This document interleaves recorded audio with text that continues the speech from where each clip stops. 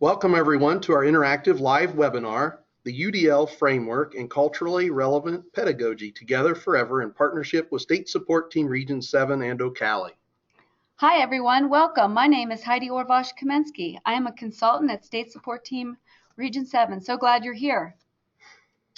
And I'm Ron Rogers with OCALI. And we understand your time's important and we want to have you engaged and learning at a high rate. So with that said, please take a look at your chat window where it says to raise your hand. You can raise your hand there and we'll try to watch to see if any hands are ever raised. And then to interact with us, please type all the things in the question here area, which you can see with the arrow. And then we'll read those things out loud. Let's try a test. Please type into the question box if you're alone or how many people are sitting with you. And I'll read some of your answers. Okay, it looks like, oh, there's two of us, alone, surrounded by cubes. Mostly everybody's alone. Some say they're solo even. Full people at the end of training. Oh, that's exciting. I'm alone, but sitting in a room full of people. Oh, okay, that's cool.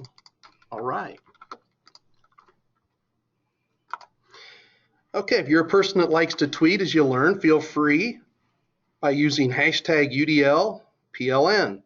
There's a benefit to having conversations in the background and answering each other's questions or telling your own personal stories in this back channel. We'll monitor the tweets as time permits, and we'll check them after we're done and get back with folks if we need to. QR code.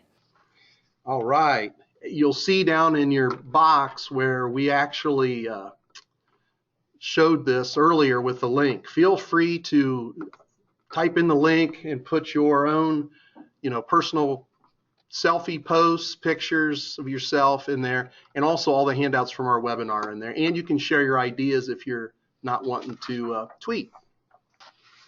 Graph with 3 columns: engagement, representation, and action and expression. We're excited to introduce to you the new look of the UDL framework. It's organized by access, build, and internalize. See the tabs on the left, and the bottom one says goal. We are going to focus on the top level across, which you can, as a teacher, can create and facilitate access to create and incorporate culturally responsive practices using the UDL checkpoints. In today's webinar, again, we'll be focusing on that top row across, which is called access. Image: a cartoon with 2 men pointing at a number on the ground. One man says 6, then the other man says 9. In this visual, you'll see just because you are right does not mean I am wrong. You just haven't seen life from my side. How often do we see this in a classroom? We fail to see how the student came up with the answer they have come up with in this situation.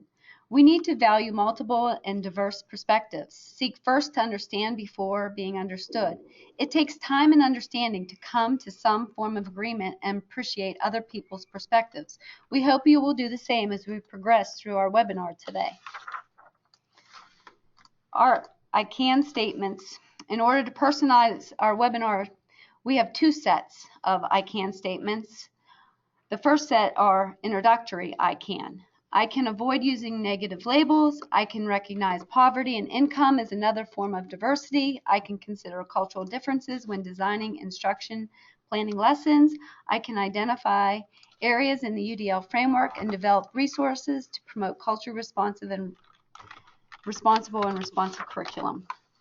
The second set of I can statements are at the intermediate and advanced levels, so you can choose your learning outcomes for today. We also hope that you will use these I can statements. I can be aware that my instructional manner must communicate a belief that all learners, regardless of differences, are capable of becoming expert learners who are purposefully motivated, resourceful, knowledgeable, and strategic goal-directed learners. I can have an awareness and respect for culturally relevant pedagogy and the universal design framework. I can be aware that CRUDL is a process that promotes educational equity for all students, reduces prejudices and stereotype, and promotes appreciation for diversity, which is an integral part of everyday teaching and learning. When we talk about culture, it can become very personal. We hope You will be open to diverse perspectives and other ways of thinking today and respect our webinar norms. Be open to new ideas and concepts. Participation is a right and a responsibility. Please be fully present. Be honest and open with your answers and respectful to other people's answers. All right. Heidi, it's time for a poll. So everyone, please answer honestly. Do you intentionally seek out books and materials about others' cultures? And I'm going to go ahead and select the poll. I'm going to launch the poll.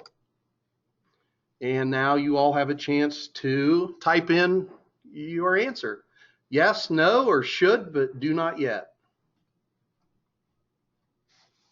So, do you intentionally seek out books and materials about other cultures? Yes is 69%, no is 3%, and 28% is should, but do not yet.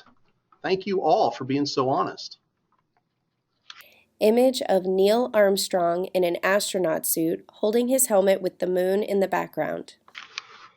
Okay, the first thing that we've put here on your screen is who is Neil Armstrong? In the question box, please type your answers. Who is Neil Armstrong? He's an astronaut. Very good. Astronaut, an American astronaut. Neil Armstrong is landed on the moon, famous astronaut, first to land on the moon. We just see the poll. Hopefully you see Neil Armstrong now. Okay, let's go to the next slide. Not a lot of diversity in the answers. No, not really. Oh, here's one, Purdue grad. Oh, somebody knows that he's a Purdue grad. Okay, one out of... Oh, look at Barbara said dad, scientist, pilot, explorer. There's some diversity. There's diversity. Okay, next slide. Image of a white male sitting in front of a cartoon drawing of Charlie Brown. Who is Charles Schulz? Please put your answers again in that same box. Let's see. Cartoonist. Creator of Peanuts. Author of Charlie Brown. Boy, these things are flying. I guess when you have this many people on a webinar, it's hard to catch them all here. But a lot of them are relating to the Peanuts and yes. as a cartoonist. Yes. Father and artist. I see a father and artist on there. That was Barbara again. Ah. Born and died on the same day. Not a lot of diversity again in the responses. Lots of diversity. Born and died on that same. Oh, man. Okay. I bet one of the things you didn't know was he suffered from Asperger's syndrome and depression. And Charlie Brown was shy and withdrawn and felt very socially awkward, a lot like his main character, or Mr. Schultz did, like his main character, Charlie Brown. So, with that said, we'll go to the next picture. Image of an African American woman with glasses sitting in front of a typewriter. And you already know how this question is going to go. Who is Katherine Johnson? Please answer again in the box. And it's okay to say you don't know. Scientist, no idea. I really don't know. Possibly a mathematician. Math whiz, mathematician, worked at NASA. Female NASA engineer. Now they're coming in flying. I looked her up and she's a mathematician. First African-American woman to work for NASA. Graduated from high school at age 14. Some people are using their resourcefulness and going on the internet. First black woman to attend West Virginia State College. Johnson calculated flight trajectories for Project Mercury and the Apollo program. Alan Shepard and John Glenn. Pioneer, brave and courageous. You're all so good at this. Let's try one more. Image of an African American woman standing holding a clipboard. Who is Mary Jackson? And if you don't know, just put you don't know. Okay, no idea. I don't know, not sure. NASA engineer. Scientist. Don't know. Mostly don't knows. Still don't know. Definitely less people and fewer responses. A lot fewer responses. Well, we're going to leave it up to you guys to Google that one when you have a chance, because we're going to move on to the why. QR code. And if you'd like, you can use your UR code reader, or you can type that in if you hadn't already and put your why in the form. Okay, Heidi. Why was it easier for us to recognize the names of famous white males and more difficult to recognize the names of women of color? Our curriculum is very monocentric. Most of our education and cultural experiences are through a European cultural lens. In general, we are taught to value whiteness, maleness, and money. While you may or may not agree, when we look at our greatest institutions, the presidency, with the exception of one, they all have whiteness, maleness, and money in common. Our government, entertainment, movies, most movies cast white males as the leads. Do these institutions reflect diversity? This is what we are exposed to. With this in mind, we each have our own cultural experiences we bring to our learning and to our pedagogy. The intent of this webinar is not to look down on our European cultural heritages, but to create pedagogical practices for the inclusion of all people, including people of color, those with exceptionalities, those with varying socioeconomic status. The goal is to think about how we might bring about educational equity. This is just one of our whys. Another why could just simply be our country is becoming more diverse, our schools are becoming more diverse, and we're hoping that you also will tweet your whys. Why is culturally relevant pedagogy and universal design for learning important? And we hope that you can tweet it, post it in the Google Doc or in Padlet.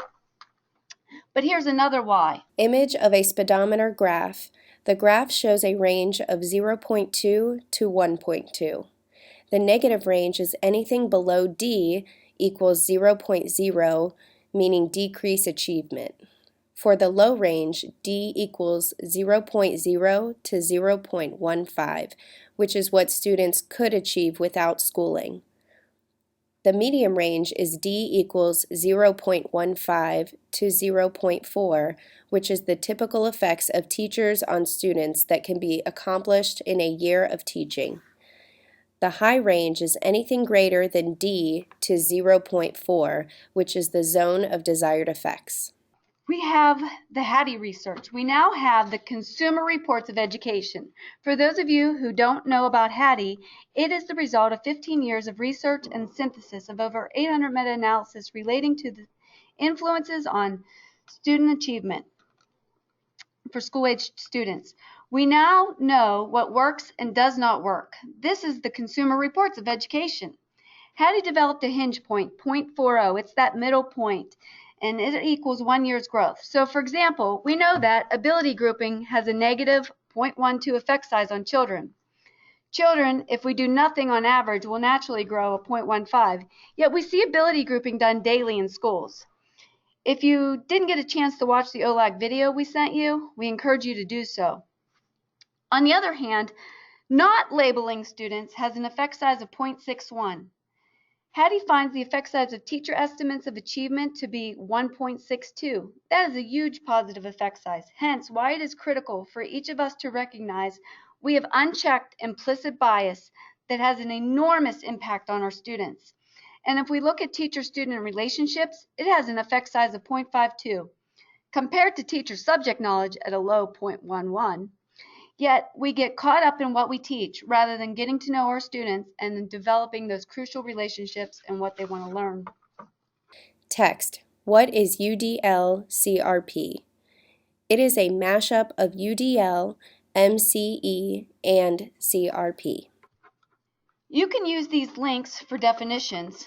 We're combining universal design for learning, multicultural education, and culturally relevant pedagogy, so that we can create educational equity. It is about reaching educational equity, removing barriers to achieve educational outcomes for all students, regardless of race, ethnicity, sexual orientation, economic status, exceptionalities, all forms of differences, visible and invisible. We each have our own cultural experiences we bring to the table, and we need to be aware that culture plays a significant role in learning. These links you will find helpful in finding working definitions and scaffolding for building your knowledge. CAST and the National Association of Multicultural Education are great resources and places to start. 3 images. The first image is of 3 people varying in height looking over a wooden fence to see a baseball game. The shortest person cannot see over the fence. The second image is of the same 3 people, but the shortest person is now standing on boxes to see over the fence.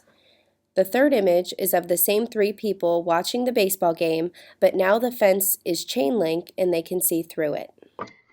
This next visual is our why, right? So in the first image, we're seeing everybody treated the same and not everybody has access to the game. In the second visual, we can see that there's some supports and they're being treated equitable. However, we really want to get to the third image, and this is where everybody can see the games without supports and accommodations, and that we really can get down to building equity for all and removing those systemic barriers. We are now going to connect the UDL checkpoints with culturally relevant pedagogy and ideas and activities. So what does this look like in practice? Checkpoint 7.1, optimize individual choice and autonomy. Regularly provide opportunities for students to have choice. Yes, choice in topics and opportunities to contribute their knowledge and perspectives about a lesson topic, and seek out student background. Use the knowledge to plan and sequence a lesson. Take the time to survey your students. Try using the Seesaw app to gather family perspectives and feedback on projects to learn how to offer choices that are relevant to students. The app will let you share pictures and exchange funds of knowledge. The next checkpoint, optimize relevance, value, and authenticity, 7.2, recognize that most curriculums provide limited cultural perspectives, so it is important to select supplemental curriculum and resources that provide information about contributions of diverse groups. Seek out and find accurate portrayals of historical events and cultural groups, and have students do the research. Purposefully connect cultural funds of knowledge. It is so important to connect that prior knowledge. It can be as simple as a back-to-back activity. For example, have all your students find a partner and face back-to-back. Let's say you're going to teach a lesson on fractions. Have the students think about what they personally know about fractions, where they have seen fractions, then have them turn and face their partner and share their knowledge of fractions with a partner. This helps them connect that prior knowledge before you jump into fractions. Another idea is to develop a community service project that develops student advocacy for social justice and equity. Have students select the project so you are connecting choice, relevance, and authenticity, and adding value.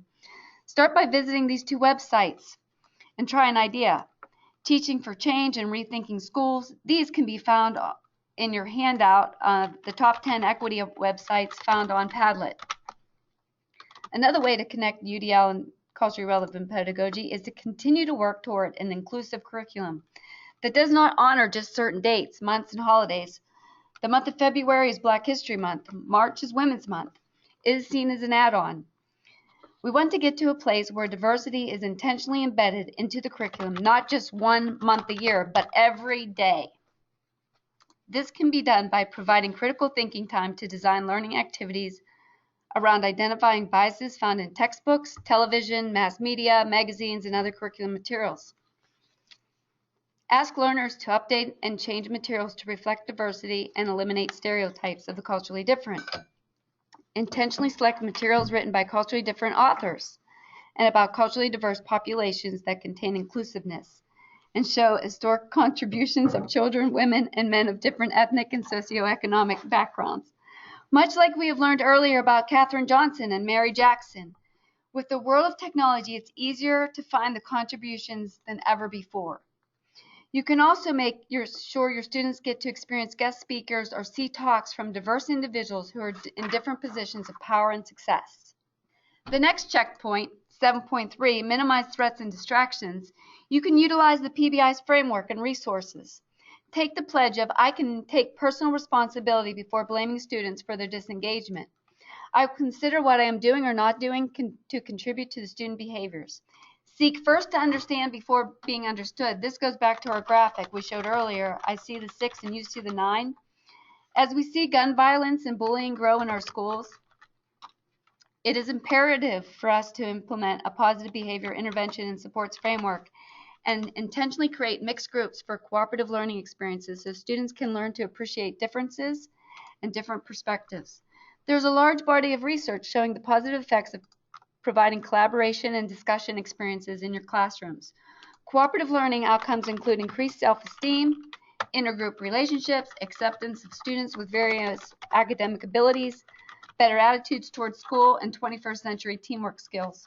And this is documented in Hattie Hess, Slavin.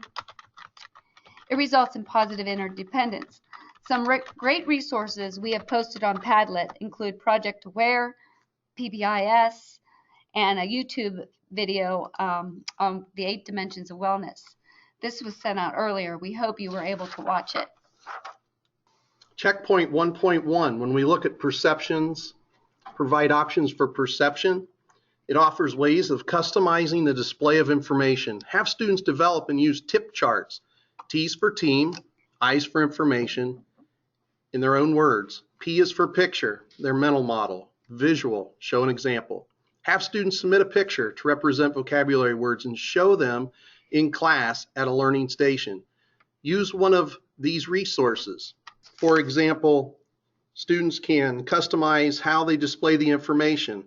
And you'll notice the UDLcenter.org implementation is put on the Padlet. It's the link that we're talking about.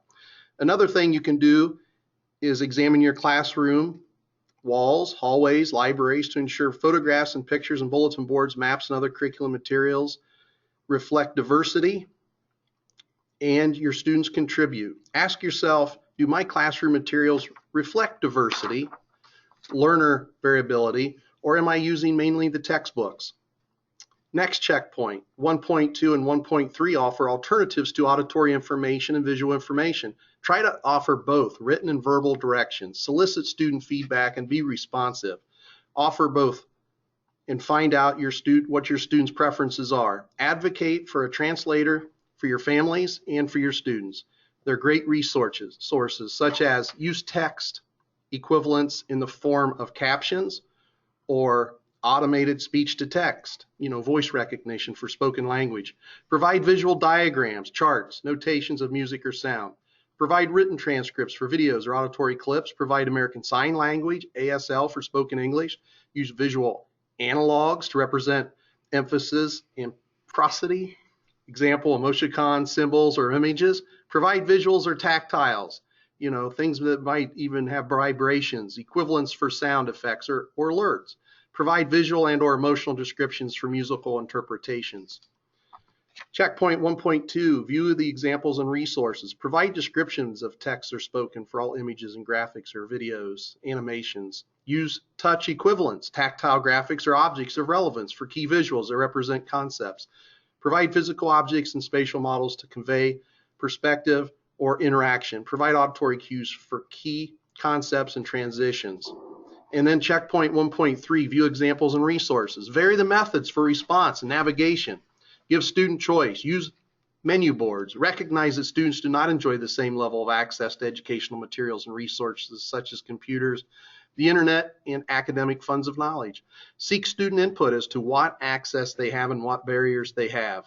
That's an important one. The next one is limit homework barriers. Homework is a responsibility grade. Hattie has it having a low effect size. How can I have students think critically and ask whose story is missing? Optimize access to tools and assistive technology, 6.2. That was a lot of information. So here's a visual and the big picture of what we just discussed. What can you do to move toward culturally responsive practices and UDL? Text. Affirm student differences. Affirm strengths. Example, bilingual. Consider cultural differences when designing instruction or planning lessons. Consider in Success Starter, affirming/connecting to cultural funds. Checkpoints. Promote expectations and beliefs that optimize motivation. Activate or supply background knowledge. Optimize relevance, value, and authenticity. So it's really connecting that culture with the checkpoints and thinking through these examples. Next, we're going to move to provide options for physical action, checkpoint 4.1. Vary the methods of response and navigation. Give student choice in 4.2. Optimize access to tools and assistive technologies. Lots of technologies, resources. We encourage you to see the CAST link and utilize it. There are some fabulous resources. We've also provided a link to a graphic called 101 Ways to Show What You Know. Give those students the choices. Use the menu boards and rubrics, offer choice. Use a 4 corners activity, chalk talk, walk the line. For example, if I asked each of you to take a stance on a line that you see in the room, 1 being on one side, disagree, and 10 agree on the opposite side of the room, that intentionally incorporating culturally relevant pedagogy and UDL into your classroom is important for educational equity and student outcomes, where would you go? Take your place on the line, and then we would have you share out and defend where you went. This is also a great pre-writing activity. Another example is to have a social. For example, if we were all in the room, stand up, find a partner, and discuss one thing you are willing to learn more about and try in your classroom, and then go find a new partner. This gets you up out of your seats and incorporates movement. Try it in your classroom. Oh, here's that poll question we've been promising. Answer honestly. One thing I could do or am willing to try. So I'm going to go to the polls. I'm going to launch the poll. We did get 71% of the vote before I closed it. And I'm going to share those votes. And there we can see, use the UDL framework, 32%, affirm student differences, affirm strengths, 24%, utilize the Padlet from this webinar, 21%, recognize poverty income as another form of diversity, 12%, and recognize disabilities as another form of diversity, 12%. So that's the numbers, and this time I'm going to hide this so you can continue to see our slides. See, I do learn. And there we go. You should be able to see the slides just fine. And the next one's just kind of an overall piece that you can look at and read on your own. What can I do to support culturally relevant pedagogy and UDL? Text. Recognize disabilities as another form of diversity. Recognize poverty/income as another form of diversity. Learn about your students through families and colleagues. Avoid using negative labels, for example, non-English speaking, minority, or at risk. And I'm going to go right down to the bottom, and that is seek family as partners in learning and connect to funds of knowledge. And you can use engagement representation to do that. We need to be connecting with our families without a doubt. Remember, by doing nothing acknowledges that you support racism and the status quo. We strongly encourage you to, the poll you just answered, that you go and you try something and test it out and see how it works for you. And what can you do to move toward culturally responsive practices and universal design for learning? We're hoping that you will really take the time to connect to your students' funds of knowledge, and that you will try to incorporate some projects and some choices and let them determine what they want to do and learn, and really connect to what they want to do. 3 images. The first image is of 3 people of varying heights standing on a box looking over a wooden fence to see a baseball game. The shortest person cannot see over the fence. This image is labeled equality. The second image is the same 3 people, but the shortest person has an extra box to stand on and can now see the baseball game over the fence along with the other 2 people. This image is labeled equity.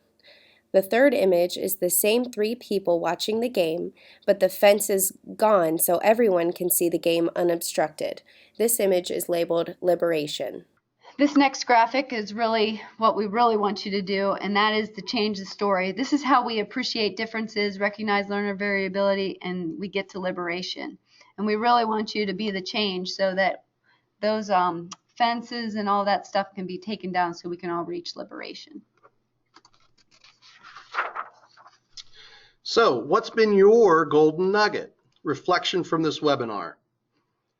Please use the chat box or Padlet or Twitter, or even if you have a partner, and discuss, what's that one gold nugget that you walked away from today from this 30-minute webinar.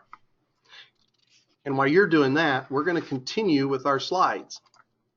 The UDL environment supports culturally relevant pedagogy. You really don't need a crystal ball to be able to support an environment of equity and liberation. Join one of the best chats on Twitter, #UDLchat, 9 p.m. Eastern Time every first and third Wednesday. And if you enjoy learning 24/7, that hashtag is open 24/7. Thank you for your time and engagement during the webinar. Thank you for your time. I hope you will be the change. Bye, everyone. Have a great evening.